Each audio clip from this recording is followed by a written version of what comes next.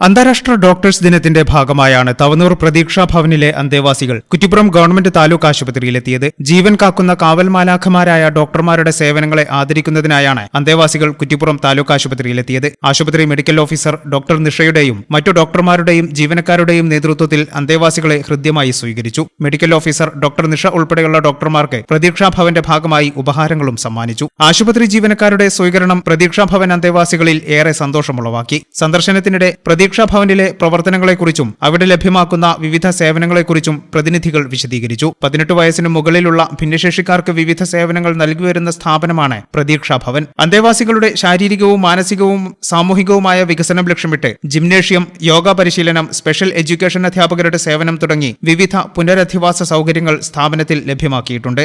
ഈ channel news, Kuttippuram.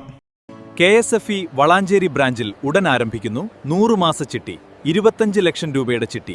വീട് പണിയാൻ, ബിസിനസിന് എല്ലാത്തിനും അനുയോജ്യം. വളാഞ്ചേരി ബ്രാഞ്ചുമായി ഉടൻ ബന്ധപ്പെടുക.